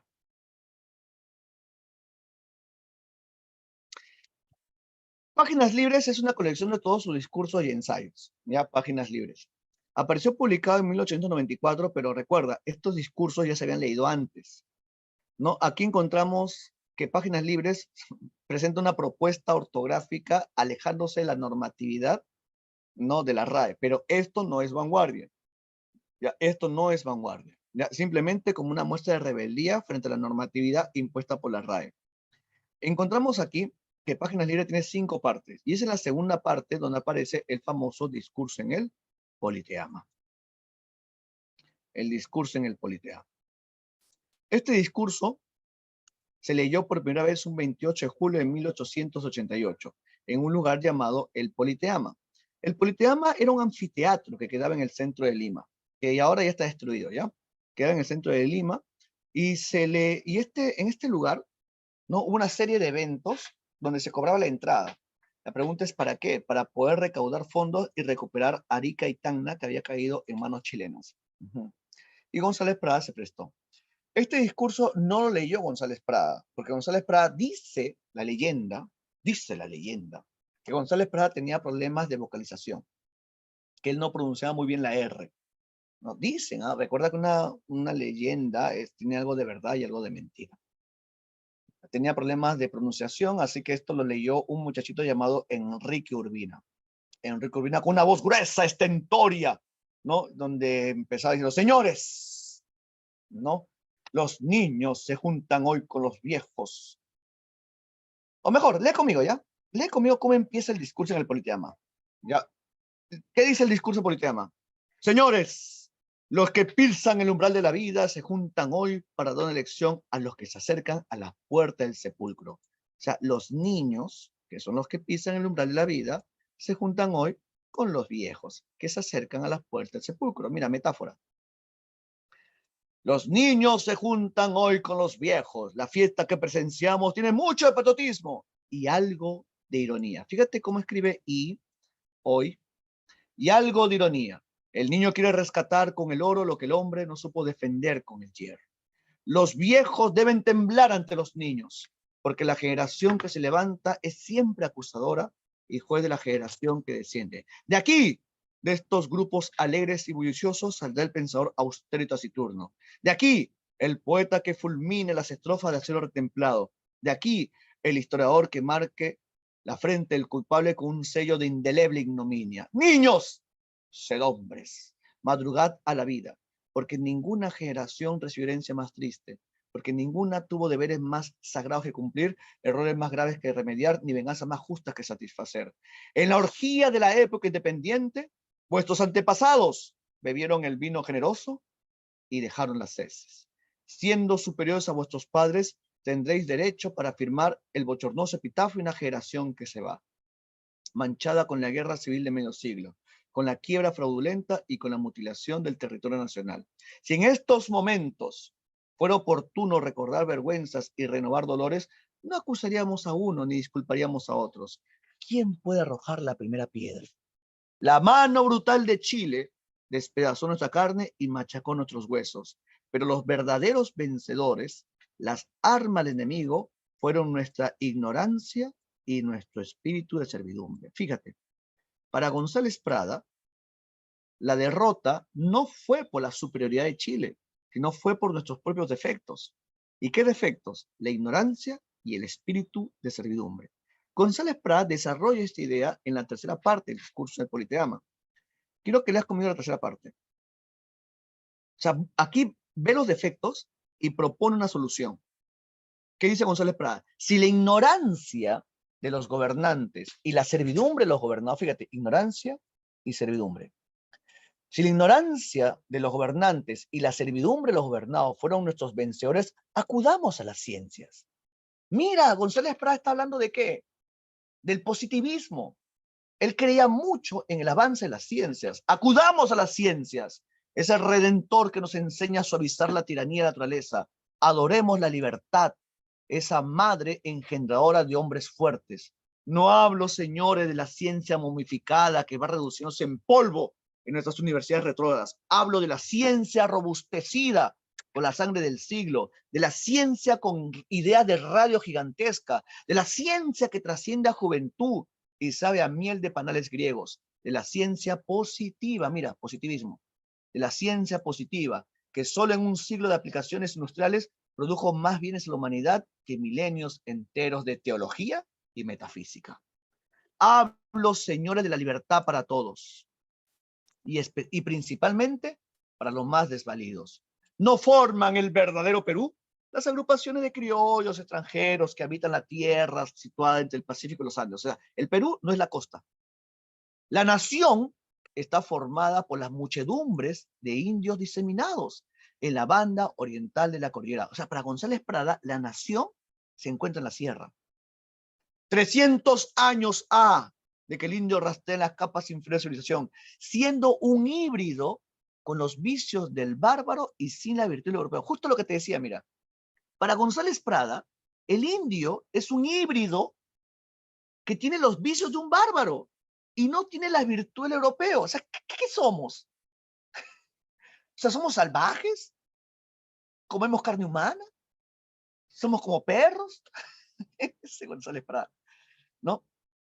Es decir, siendo un híbrido con los vicios del bárbaro y sin la virtud del europeo, enseñarles siquiera a leer y a escribir. Y veréis si en un cuarto de siglo se levanta o no la dignidad del hombre. A vosotros, maestros de escuela, toca galvanizar a una raza que se adormece bajo la tiranía del juez de paz, del gobernador y del cura, esa trinidad embrutecedora del indio. Fíjate lo que te comenté. Los culpables de que el indio se encuentre en esa situación: el juez de paz, o sea, la justicia, el gobernador, ¿no? Los que tienen poder en las tierras, y el cura, que somete al indio bajo la religión. Por eso que González Prada era anticlerical. La trinidad embrutecedora del indio. Cuando tengamos un pueblo sin servidumbre y militares y políticos a la altura del siglo, recuperaremos Arica y Tacna. Y entonces, y solo entonces, marcharemos sobre Iquique y Tarapacá y daremos el golpe decisivo, primero y último, para ese gran día que al fin llegará, porque el porvenir nos dé una victoria. No fiemos solo en la luz de nuestro cerebro y sin la fuerza de nuestros brazos. Pasaron los tiempos en que únicamente el valor decidía los combates. Hoy la guerra es un problema y la ciencia resuelve la ecuación. Abandonemos el romanticismo internacional y la fe en auxilios sobrehumanos. La tierra escarnece a los vencidos y el cielo no tiene rayos para el verdugo. En esta obra de reconstitución y venganza, no contemos con los hombres del pasado. Los troncos añosos y carcomidos produjeron ya sus flores de aroma deleterio y su fruto de sabor amargo. Que vengan árboles nuevos a dar flores nuevas y frutas nuevas. Los viejos a la tumba y nosotros los jóvenes a la obra. Manuel González Prada. Así es. Aquí claramente, en esta tercera parte del discurso del Politeama, aquí se puede ver, ¿no?, las ideas de González Prada. ¿No? Él va a ser considerado, lo voy a poner en el chat ya. González Prada es considerado precursor de muchas cosas. Él es precursor de ¿qué? Precursor del indigenismo. Precursor del modernismo. Precursor del positivismo. Precursor del anarquismo. Y precursor del socialismo. Ya, sí, pensador total, González Prada. Por eso que él prepara el camino de todas estas nuevas ideas que van a llegar al Perú, de estas doctrinas que se van a difundir. Manuel González Prada. Aquí podemos ver cómo creía en la ciencia. Y eso fue pregunta de examen de admisión.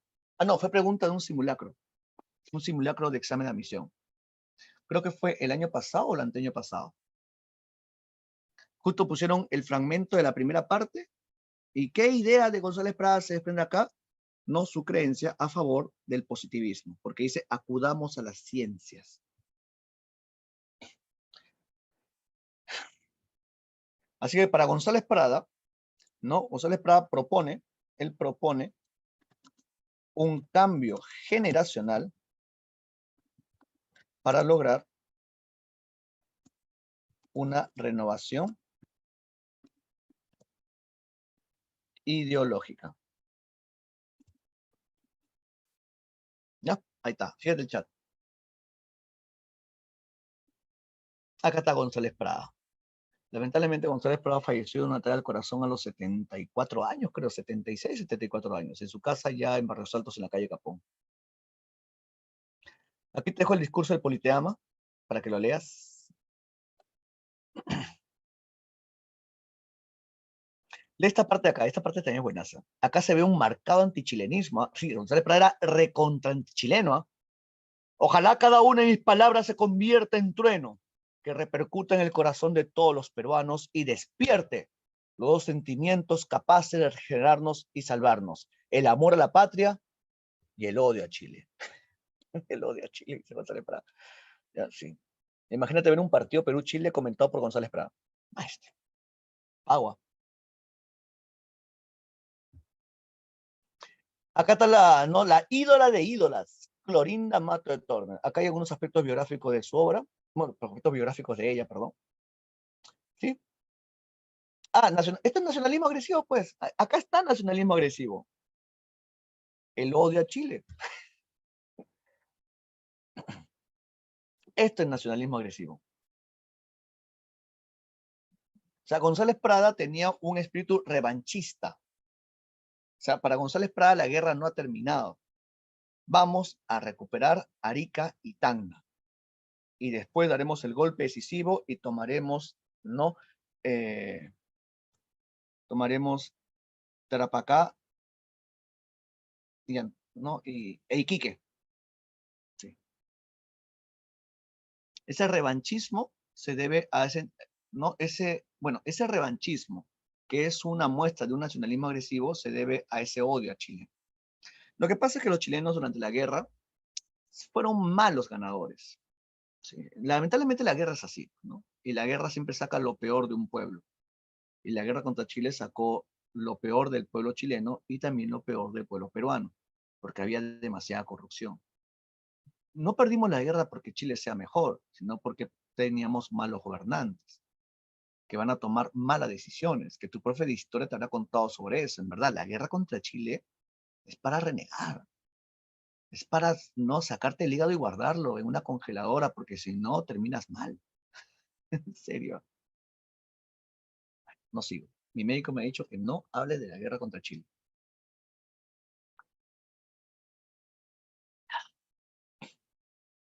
Clorinda Mato. Ya te conté algunas cositas de ella. Acá, ¿te acuerdas que te conté de las veladas literarias? Sí, Antonio, por favor, no sigas. No sigas, Antonio, no sigas. No sigas. No sigas. Llegó a ser presidente todavía. El califa. Y no solamente Pirola, sino también Alan García. Lo elegimos todavía. Bueno. ¿Por qué el califa? No, no sé. En serio, eso sí no lo sé. Ya, pero decían el califa. ¿Por Mía Califa? No lo sé.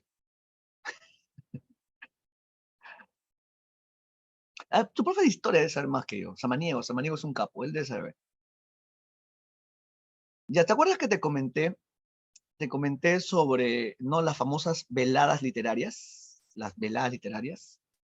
No, acá está, mira. Esta es una fotografía de las famosas veladas literarias que fue antes de la guerra contra Chile. Las veladas, o también llamadas tertulias literarias, que fueron dirigidas por la argentina Manuela Gorriti. Florinda Mato Tornes llegó a Lima y fue muy bien recibida, y eso la motivó bastante para poder seguir su labor, ¿no? De editora aquí en la capital. Clorinda Mato Tornes sacó su novela Ave sin nido, ¿no? En 1889, el mismo año en la cual aparece como directora del Perú Ilustrado. ¿De qué trata Ave sin nido? Así, a grandes rasgos, ¿ya? Ave sin nido nos cuenta la historia de un pueblito llamado Quilla. Es un pueblo ficticio. Es un pueblo ficticio, pero por la descripción del pueblo podía funcionar como cualquier otro pueblo de provincia en el Perú. Aquí podemos encontrar una herencia costumbrista y también algunos elementos románticos. Ya, Ave sin nido. Ave sin nido apareció publicado en 1889 y nos cuenta la historia de un matrimonio indígena que es los Yupanqui y un matrimonio limeño que son los Marín. Los Yupanqui están desesperados. ¿Por qué? Porque sucede que su pequeña hija, Rosalía, ha sido raptada y la quieren vender, porque los Yupanqui están endeudados y no saben cómo pagar todo lo que deben, y se han llevado a su hija para venderla, ¿no? Y para colmo, el cura Pascual Vargas se ha llevado, ¿no? Lo que ellos tenían ¿no? Ellos tenían vendido, ¿no? Y quiere, ¿no? Se lleva la cosecha, ¿no? Y es un desgraciado, ¿no? Y para colmo se insinúa a su hija mayor, que era Margarita, que era muy bonita, ¿no? Margarita.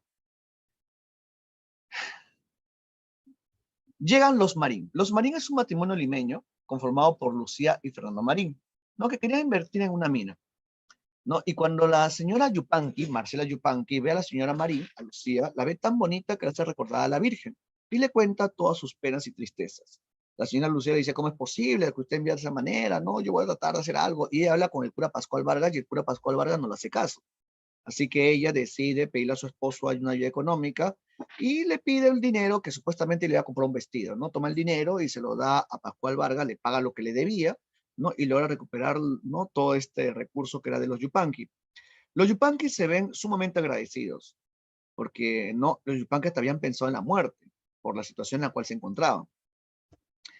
Pero el cura Pascual Vargas y el gobernador Sebastián Pancorbo se dieron cuenta que estos marín eran todo un problema, de que estos marín venían a cambiarlo todo. Por eso que Pascual Vargas en una misa habló de que los marín no tenían ellos escondidos a un ladrón que se llevó cosas de la iglesia. Y el pueblo le cree, ¿no? Y una turba enardecida va a la casa de los marín y se produce un enfrentamiento. En ese enfrentamiento, los yupanqui que defienden a los marín, los yupanqui van a fallecer. Los yupanqui fallecen, no mueren, pero antes de morir, la señora Marcela Yupanqui le cuenta un doloroso secreto a la señora Lucía. Le cuenta y le pide por favor que también cuide a sus hijas. Los marines deciden regresar a Lima porque ese lugar no era para vivir. Y se llevan a las hijas, ¿no? Que son Margarita, que es una india muy bonita, de unos 14 años, ¿no? Y a la pequeña Rosalía, que aún era una bebé. Se la llevan y lo bueno es que allí conocen a Manuel Pancorbo. ¿Quién es Manuel Pancorbo? El hijo de Sebastián Pancorbo, que era un joven abogado que los había defendido de esa turba enardecida. Y Manuel se enamora de Margarita, se enamora, ¿no? Entre ellos empieza a surgir el amor, sí, logra cautivar su corazón y Manuel le pide a la señora Lucía Marín permiso para poder salir con Lucía y no tener planes de matrimonio, porque él la quería en serio, ¿no? Y entre ellos ya había empezado a surgir el amor. Pero la señora Lucía le dice, pero hay un problema, tu padre es Sebastián Pancorbo, ¿no? El gobernador, el culpable de la muerte de los padres de los Yupanqui. Sí, señora, yo entiendo, pero yo no soy como él, yo tengo su apellido, pero él no aceptó a mi madre cuando ella estaba, no, cuando me tuvo a mí, porque yo soy hijo de otro padre. Yo tengo su apellido, pero yo conozco sus defectos y yo no soy como él. Eh, porque mi padre es el antiguo cura del pueblo de Quilla, el padre español Pedro Miranda y Claro. Y cuando le cuenta eso, ¿no? La señora Marín se pone a llorar. Se pone a llorar y dice, ¿cómo es posible? No puede ser que los hijos tengan que pagar la culpa de los padres. No, no puede ser, ¿no? Y no entendían por qué lloraba de esa manera la señora Lucía, ¿no? Madrina, por favor, ¿qué te pasa? Madrina, por favor, cuéntame, ¿no? Y el esposo de Lucía, Fernando Marín, dice, bueno, lo que pasa es que tu mamá, antes de morir, nos contó un doloroso secreto. Nos contó de que tú no eras hija de Juan Yupanqui, sino que tú eras hija de otro hombre que abusó de tu madre. Tu padre verdadero es el antiguo cura del pueblo de Quilla, Pedro Miranda y Claro. Y al final de la novela nos enteramos de que Manuel y Margarita, estos dos muchachos que se habían besado y que se amaban, eran medios hermanos, eran hijos de un mismo padre y de diferentes madres que habían sido abusadas por este hombre, que tenía un cargo eclesiástico.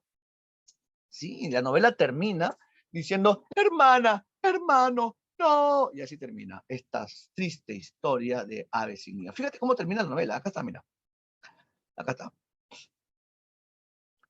Mi hermano, dijeron a una voz Manuel y Margarita, cayendo esta en los brazos de su madrina, cuyos sollozos acompañaban el dolor de aquellas tiernas aves sin nido, ¿no?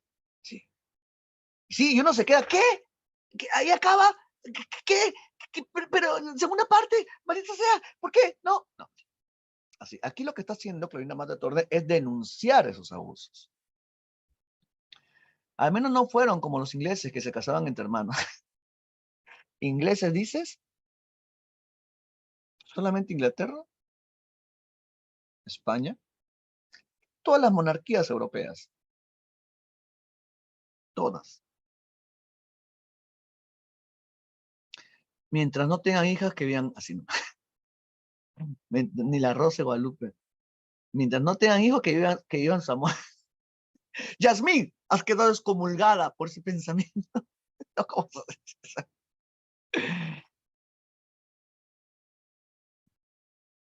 bueno, ¿qué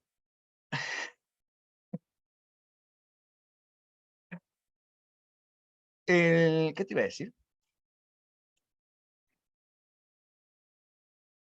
Ah, ya, esta novela, profe, El intimismo tiene que ver con lo sentimental, con lo emotivo, con lo familiar, ¿no? Y ese intimismo lo encontramos, por ejemplo, si tú me cuentas algo que te ha pasado, ¿no? Con tu familia, tus problemas internos dentro de tu hogar, ese es algo íntimo. Ese es algo que guardas para ti, ¿no? Que lo guardas con mucho recelo. Ese es algo íntimo. Y si en la literatura me cuentas sobre situaciones familiares, podemos ver una expresión del intimismo, que se ve más que todo en la obra de Abraham Vallelomar. Ahí hay un fuerte intimismo. ¿Por qué? En poemas como Tristitia, en poemas como El hermano ausente en la cena pascual, vemos, ¿no?, estas situaciones familiares que llevan al llanto a la madre, como es el caso de El hermano ausente en la cena pascual. ¿Ya?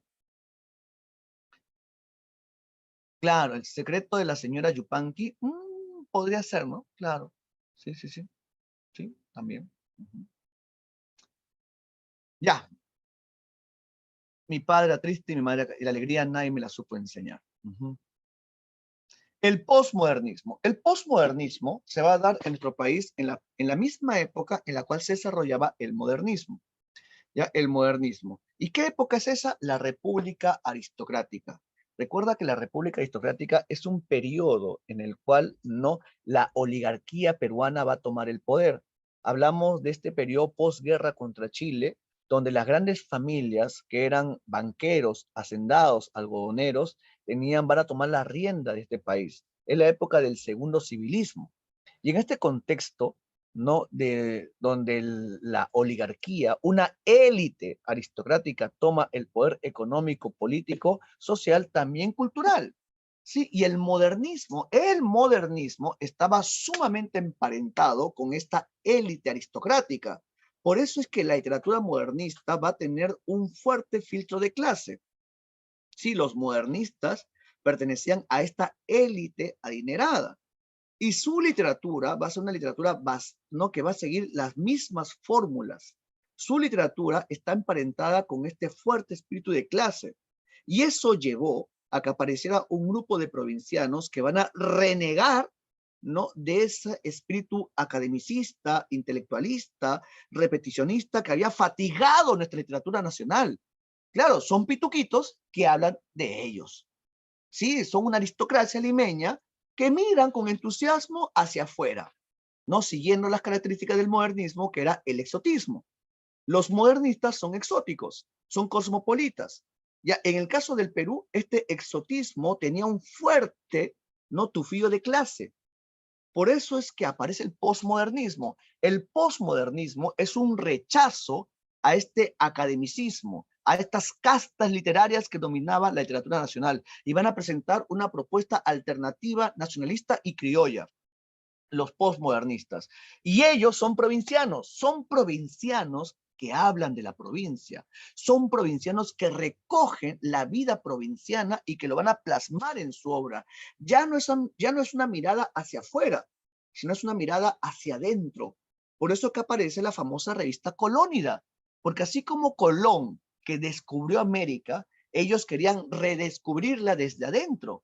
Y en 1916, Abraham Vallelomar, después de que había viajado por Europa, cuando regresó, fundó la famosa revista Colónida. La revista Colónida, en 1916, la revista Colónida, donde estaba Abraham Vallelomar, Percy Gibson, Pedro Zulen, José Carlos Mariátegui, el hijo de González Prada y muchos más. Y de vez en cuando a las reuniones de los Colónida iba José María Eguren y también César Vallejo. La mirada hacia adentro quiere decir la provincia. Hacia afuera es el extranjero. Hacia adentro es la provincia. Son provincianos que hablan de la provincia. ¿Ya? Y Vallelomar es un provinciano. Vallelomar nació en Ica, provincia costera. ¿Ya? Profe, González Prada es precursor del modernismo, que es exotista, pero también rechaza el exotismo. No, no, no, no, no. González Prada es precursor del modernismo porque él busca renovar la poesía. Renovar la poesía. ¿Ya? Por eso se le considera precursor del modernismo, por esa mirada cosmopolita, por su cosmopolitismo, ¿ya? Pero también tienes que recordar que no todas las características de un movimiento tienen que ver necesariamente con un escritor, ¿sí? Necesariamente con un escritor. Es cierto de que eso es general, pero también hay casos particulares. ¿Ya, Maylí? Ya. Así que el posmodernismo va a aparecer, el posmodernismo aparece en la misma época en la cual se desarrolla el modernismo. ¿Ya? En la cual se desarrolla el modernismo y va a presentar un espíritu de rebeldía. Escúchame esta parte, ¿ah? El posmodernismo tiene un fuerte espíritu de rebeldía, pero aún mantiene características del modernismo. ¿Qué características del modernismo encontramos en el posmodernismo? Encontramos que tiene un gusto por la musicalidad. Sí, si uno lee a Abraham Bayomar, su poesía es musical, pero una musicalidad tenue, ¿no? Mi infancia que fue dulce, serena, triste y sola. Se alisó la paz de una aldea lejana, entre el manso rumor con que muere una ola y el tañer doloroso de una vieja campana. ¿Sí? ¿Te das cuenta? Hay una musicalidad tenue, ¿no? Y también encontramos rima. Ya, eso es herencia modernista. Así que los postmodernistas mantienen elementos modernistas, pero rechazan otros. ¿Qué rechazan los modernistas? Rechazan uno, los postmodernistas rechazan uno, su exotismo.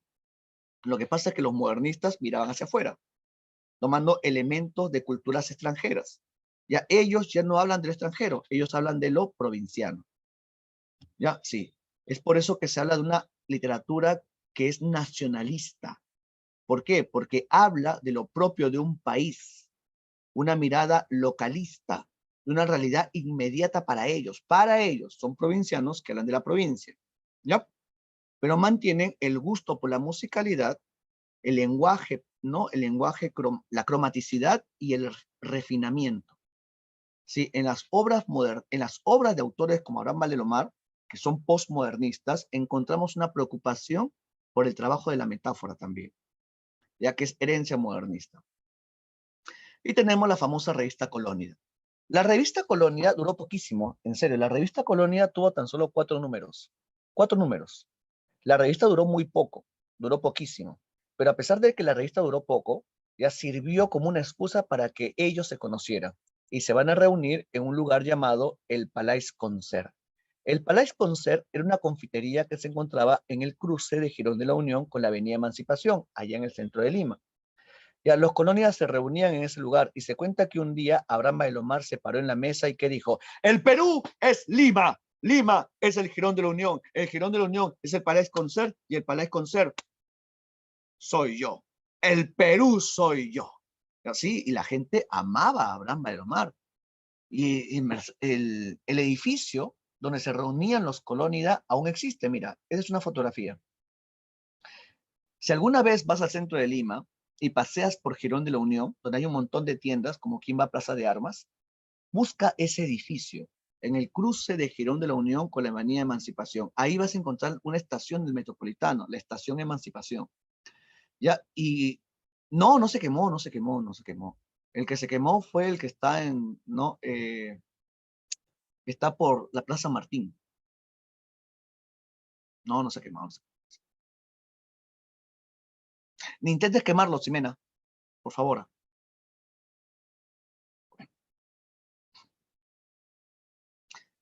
Así, ahora sabes qué funciona allí. En el primer piso funciona la tienda Ripley. Ya.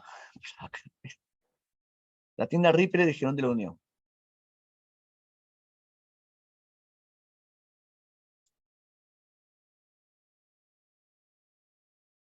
Y Mariátegui, él fue un colónida. Y Mariátegui en sus 7 ensayos nos menciona qué es colónida. Fíjate lo que dice Mariátegui, ¿ya? Colónida no fue una revolución, sino una insurrección. ¿Ya? Una insurrección. Una insurrección. Una necesaria fuerza negativa, disolvente, beligerante. ¿Contra qué? Contra el academicismo reinante en la crítica y la producción literaria, oponiéndose a figuras como José Larriba Agüero y Ventura García Calderón. Los colónidas estaban en contra de toda rigidez literaria y pregonaron la renovación de temas y de estilos. Cuando digo renovación de temas, me refiero a que su mirada ya no es hacia afuera, sino es hacia adentro, ¿no? Y buscando un refinamiento, pero sin un refinamiento verbal, pero sin llegar a esta pompa no preciosista de los modernistas, pero sin llegar tampoco a un lenguaje popular. ¿Sí? Una sencillez, pero una sencillez refinada. Y esto se puede ver en la obra de Abraham Valdelomar.